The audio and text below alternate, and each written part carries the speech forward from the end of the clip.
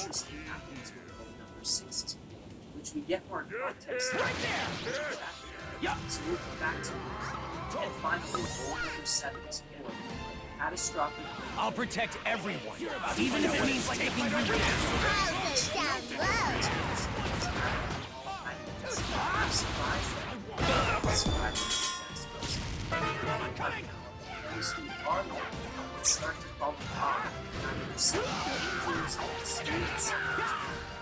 But instead, the battle has only just begun. Today, I won't lose next time. Choose to deny God, not because they believe in it, but because they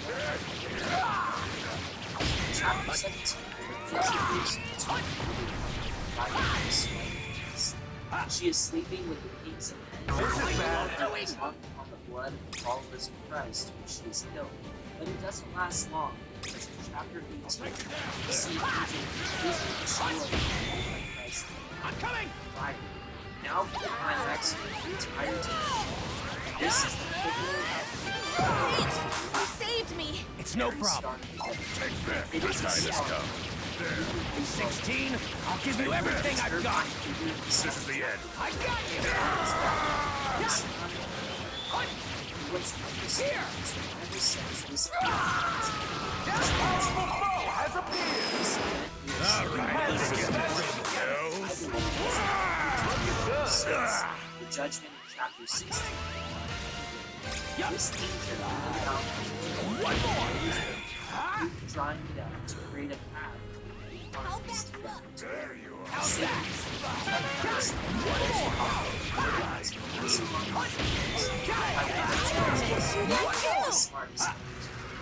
Right here! I'm coming! Nice! I think I got the hang of this.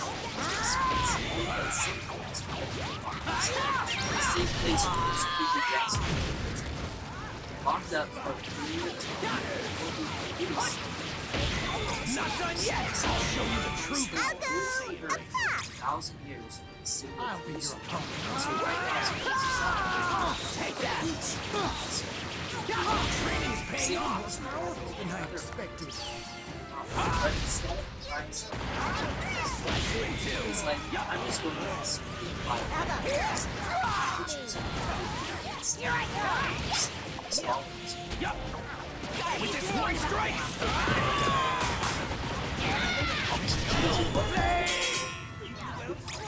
This is bad. I didn't plan for this! Oh no!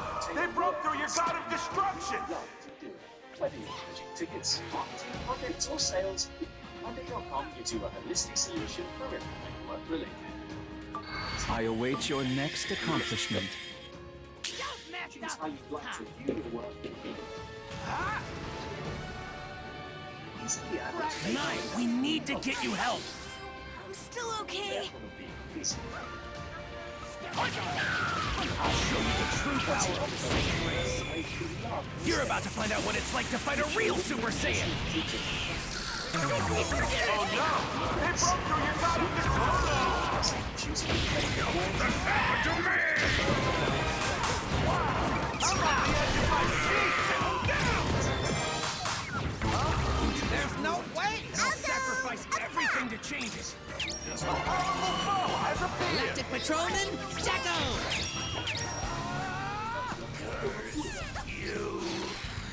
Nice job, man! The god of destruction! next! Nice! You nailed that max Gexin burst!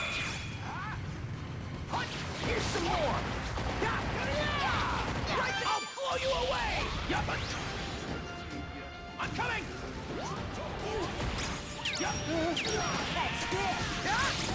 So this is the power of a god!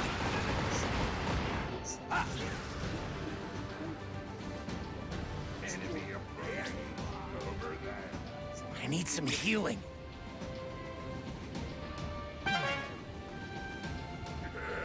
Loki. I can feel some power. Oh my! Your opponent landed a max. This is bad. How is this story? Nice job! You broke through the god of destruction! Yay! I did it! Oh no! They broke through your god of destruction! Judge all I can protect everyone now.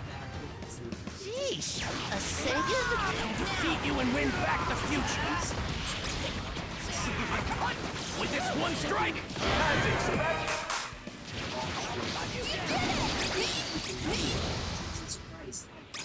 Looking good. What is this? You can count on me. Yeah. Right there. Your training's paying off. This is bad. This much longer. Nice job. You broke through the god of destruction. I am the winner! How did we see this on the city wall? I'll go down low. Onto the new This massive city was shaped like a cube. It was built of precious stones. I'll beat anyone, no matter how strong it is.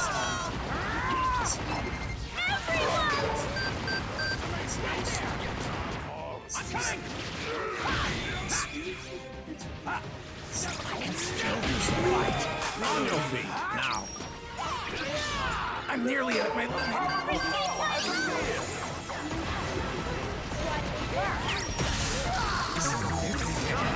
They've broken through all your gods of destruction.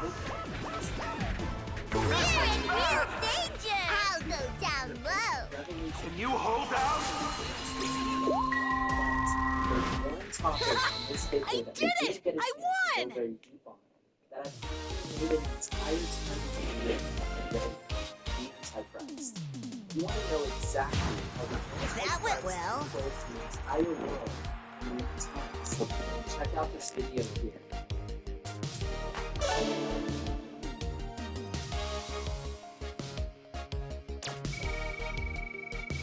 This is the time, the entire book of Genesis. This first book of the Bible is made up of a series of events that's pretty bizarre and random on it. But when you add them all together, they make one story about two choices God offers every person on earth. Let's find out what these two choices are as each event in the story appears on the timeline. Starting in chapter 1, Genesis begins with God creating different realms, beginnings, light, water and sky, and the dry land. Then filling these realms, each with a different ruler the following 3 days. The stars to rule the heavens, fish and birds to rule the water and sky, and animals to rule the land. But then God created a creature who would rule more than just one realm. The Bible says that God made his image, but this doesn't mean that God has arms and legs. It has to do with God's reason for creating things. God told man and woman to multiply and rule the entire world. They were given the responsibility of representing and ruling all the creatures of all 3 realms on earth.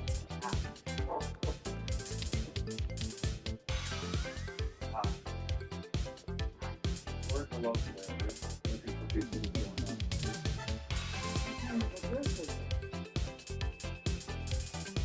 Finally,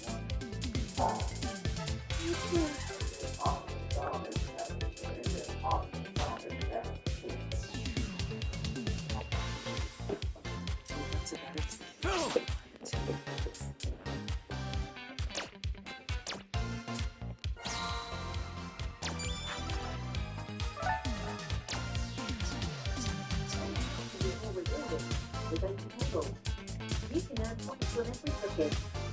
And use them for a discount on the next dining experience. There's a pencil.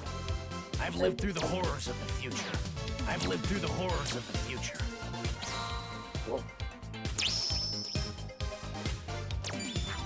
To be made in God's image is to be made for the purpose of representing the image of God on earth. This was God's original plan for the earth, which is why he rested the 7th day. The world was at peace. But one of these creatures wasn't too excited I've about lived through the horrors of the future. This creature was more than just a sinner. This was the spiritual rebel we know as Satan, and he convinced the humans to rebel against God. But not only did this rebellion lead to the entire world and Satan being cursed, it's going to lead to one of the most creepy stories in the entire Bible that 99% of Christians have never been taught in church. Goku taught me Even what when he knew so I cast out could of make God's things presence, right. but not before God makes a promise to him.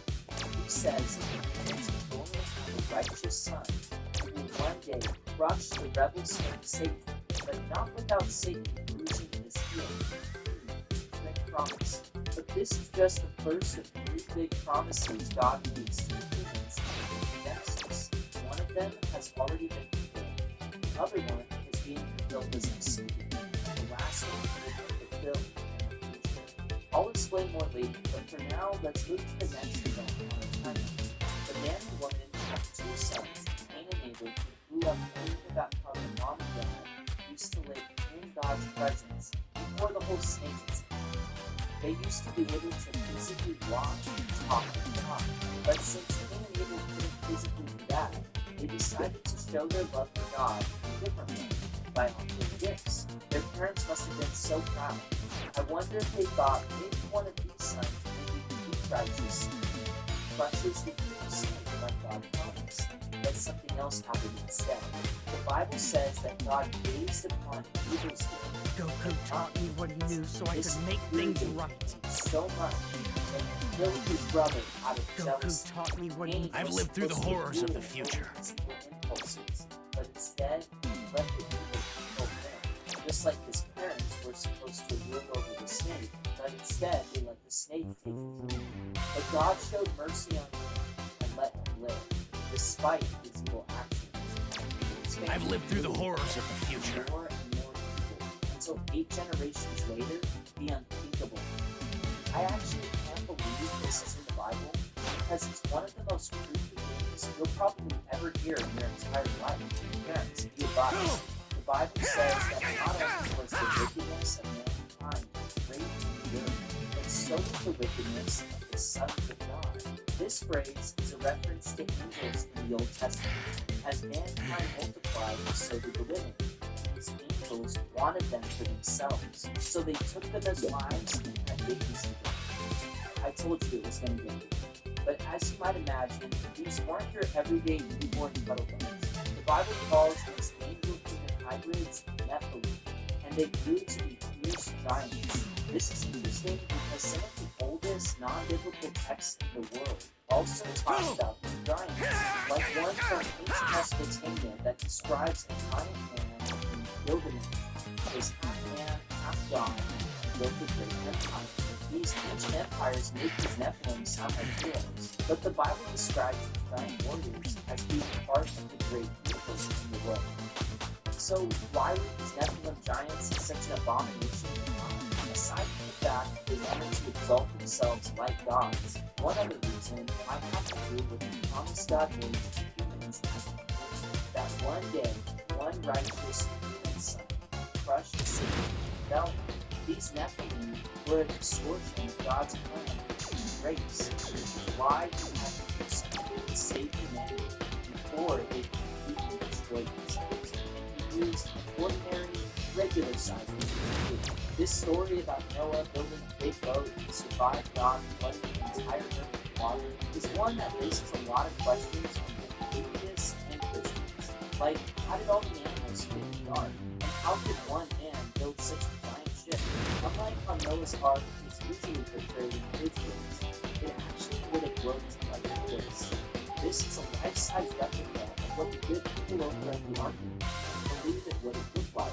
Based on the specifications given in the Bible, it would have been about the size of your average cargo ship.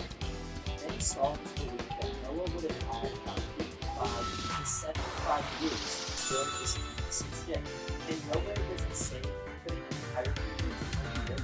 Also, contrary to popular opinion, the Bible doesn't say that 2 of every animal was brought into the ark. The Bible actually says that it was 2 of every animal who they find. This means that Noah didn't have to bring both bulls and swans. He could have just brought one animal. I'll fight with everything I got. But thanks to genetic mutation, the Chihuahua was able to return to the world years after the flood.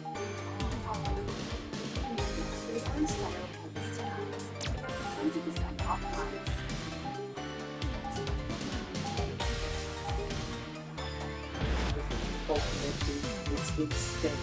I don't think there's 4 countries in everything. their availability, I click on